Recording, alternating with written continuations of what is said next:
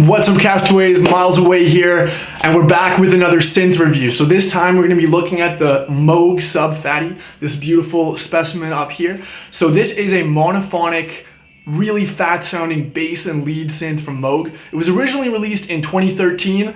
It is no longer in production today. So what we're going to look at is 7 years later. I know, time flies. Is this synth still worth getting? Does it hold up? As always, remember to hit that like and subscribe button if you like this content, and let's get started.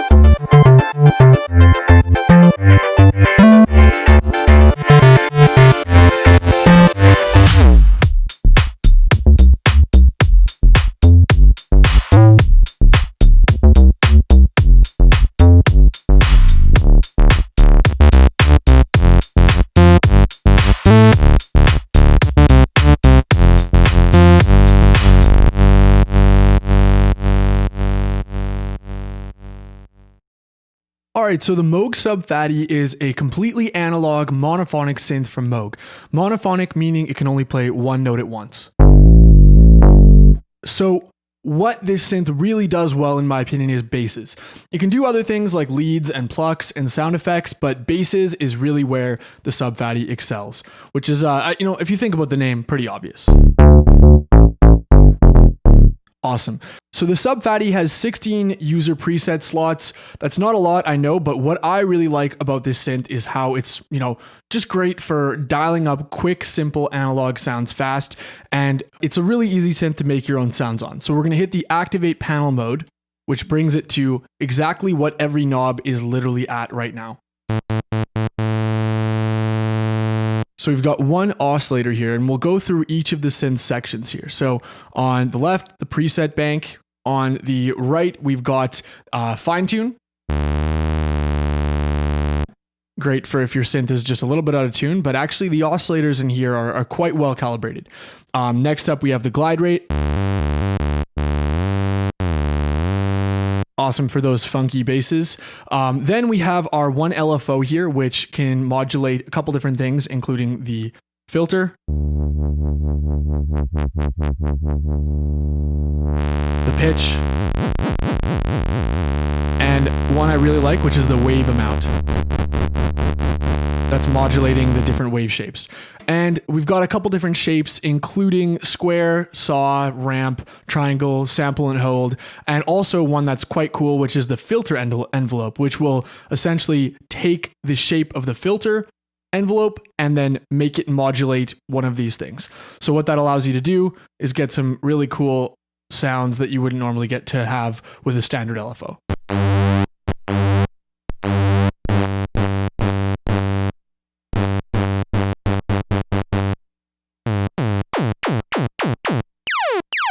Cool.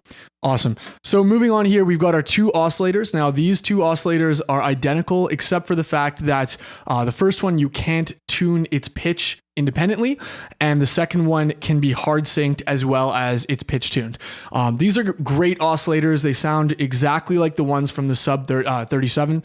These are great oscillators. They are exactly the same as the one from the Sub 37 in terms of their architecture, and they're continuously variable from triangle through saw, through square, and all the way to pulse.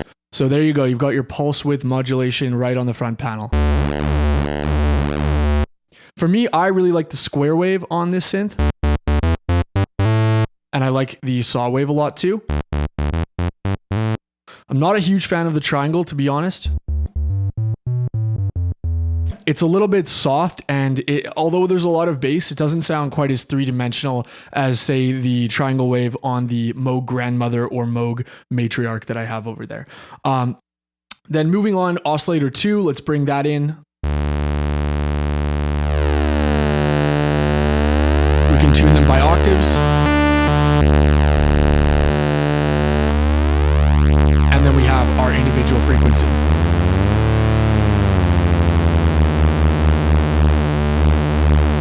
You can set the beat frequency, that is how fast the two oscillators beat to each other. You can set that with some global settings shortcuts as well as the plugin, which is pretty cool, but I wish it was on the front panel like it is with the Sub 37. The Oscillator 2, like I mentioned, can also be hard synced.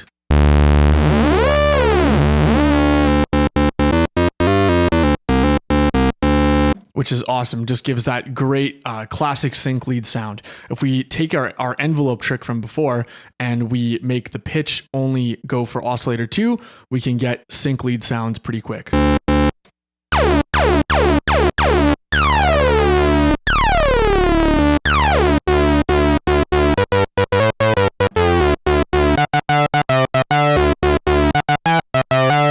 Awesome. Okay, cool. So moving on to our mixer section here, we have our two oscillators. And then we have a sub oscillator, which basically just follows oscillator 1 and it's a square wave. Sounds like this on its own. As simple as it is, I find myself using the sub oscillator by itself very often. It's a really awesome, weighty square wave.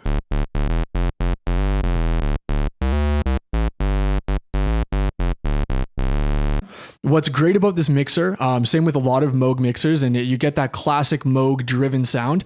As you bring it in, volume comes up, then past 12 o'clock, you get overdrive. Now, for those of you that know the mini Moog Model D, what was really famous about that synth, one of the many things, is that how driven the filter was with the oscillators. I've heard somewhere that it might have even been a miscalculation. If anyone wants to clarify that in the comments, let me know. But it created this characteristically really driven and aggressive, but full and rich sound. So if you want to get close to that mini Moog sound, I'd say put it around 10 o'clock. Same with the sub oscillator. Oscillator 2.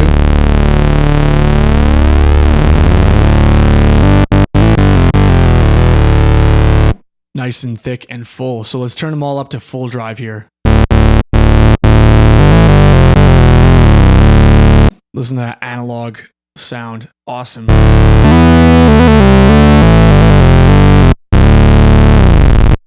Cool. So we'll take that down here. We'll leave a one saw wave at about 9 o'clock here. Now moving on here, we've got our classic Moog ladder filter. You've probably heard me talk about the ladder filter before. If you're into synths at all, you know what this is. And this is my favorite filter. I always love ladder filters. The ladder filter is iconic for a reason. It's got a great, rich, brassy, thick, creamy sound. And if you bring in resonance, you'll notice the bass drops out a little bit, but you get this wonderful resonant peak that's so musical. You can pick out frequencies. The filter also will self-oscillate. So if you turn up keyboard tracking, we now have a sine wave we can play. Cool. So with the filter, that's not all though. So if we take down the resonance, we bring back our saw wave. If you didn't have enough drive already, there's a multi-drive circuit in here, which is just amazing for those huge screaming leads and bass sounds. You can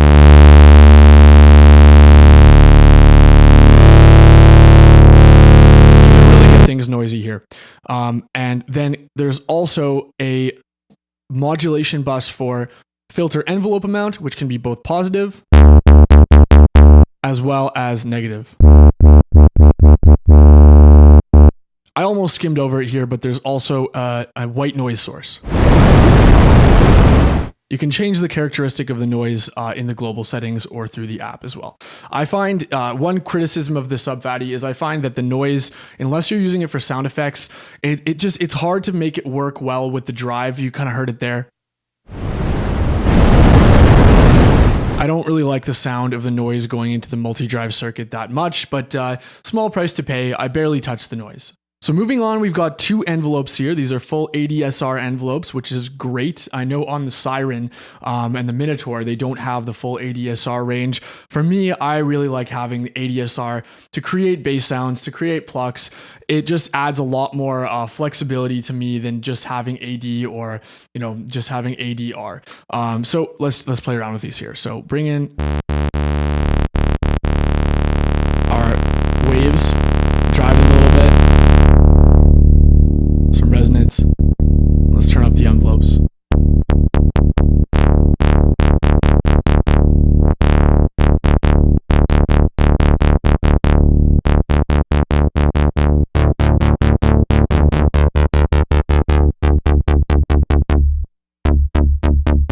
One thing that is, love it or hate it, these envelopes are really snappy, and the way they're scaled takes quite a while to open them and quite a while for a release to kick in. I would have preferred if there was a little bit more of a scaling that was similar to how they are, say, on the Grandmother or the Matriarch, where it feels a little bit more musical and natural to get to that mid-perfect level of envelope where you're getting the sound you want exactly in terms of the curve of the slope. So just like that.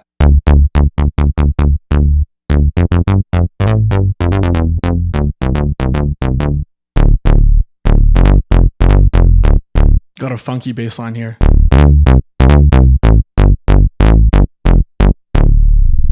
Awesome. Finally here, we've got our master outputs and our headphone jack. So overall on the surface, seems like it's a pretty simple synth, but then we add in the global settings. Now, the global settings is where a lot of hidden features are, and I'll be honest, I absolutely hate the global settings on Moog synths. Same deal with the Matriarch. It's very frustrating to have to remember a bunch of complicated key presses using these buttons here, but thankfully Moog has created a free plugin that you can use in your DAW to get at all these wonderful global settings without having to use the key presses. So let's hop into Logic and we can take a look at what that looks like.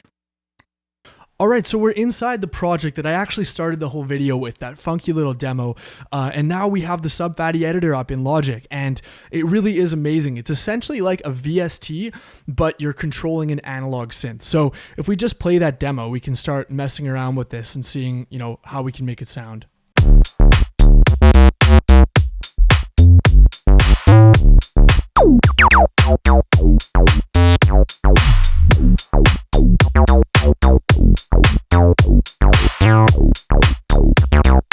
So yeah, you can see this Sub Phatty editor really takes all of the hidden functions that a lot of people wish were on the front panel and turns it into a VST. So if you're someone who's used to working with any VSTs like Serum, Massive, this will come to you right away. So some of the great hidden functions that are here are the pole of the filter. So we can make it as low as a 6 dB per octave filter.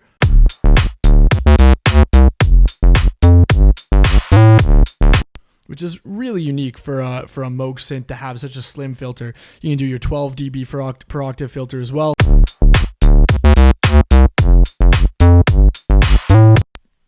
Or all the way up to a 24, which is the kind of standard Moog sound here.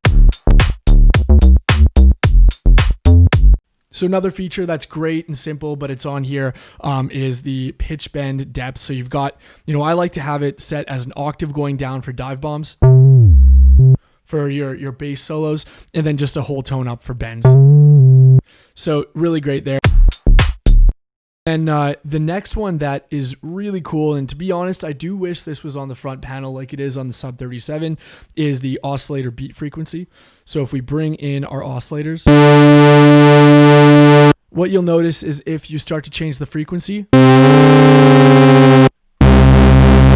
it speeds up the higher the note you play. Now, with beat frequency, you can actually make it set at a particular frequency or a particular speed, no matter what note you play.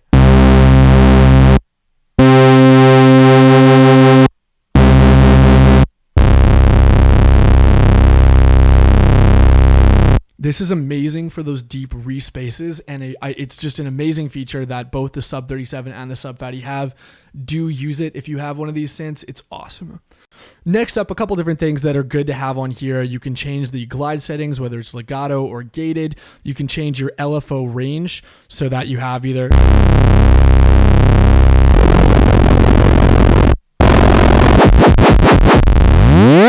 a low frequency LFO where it's really slow for those, long modulations, a super high frequency one that gets into audio rate, or the main one that I usually use, which is just kind of in the middle, pretty good for all around LFO type modulation. There's quite a lot of different features on there that are hidden, but frankly, those are the really only ones I use. I think the beauty of the Sub Phatty is its simplicity, and you don't want to get too deep into messing with things inside the editor, because the joy of this synth really is the hands-on control of the front panel. But it's there if you want it, which is great. All right, so to end off this video, like I mentioned, the Moog Sub Phatty just excels at basses, so I thought it would be a good way to end the video with a couple bass sounds that I've made that I really liked. So here we go.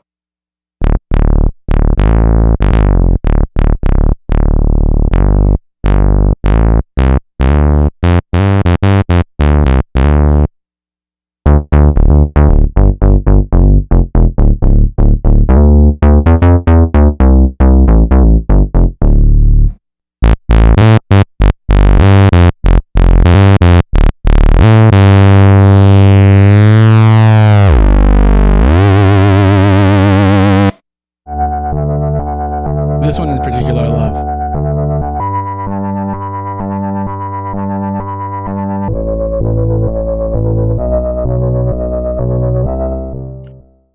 The Sub Phatty also does a great job with leads, like the sync lead style we looked at earlier.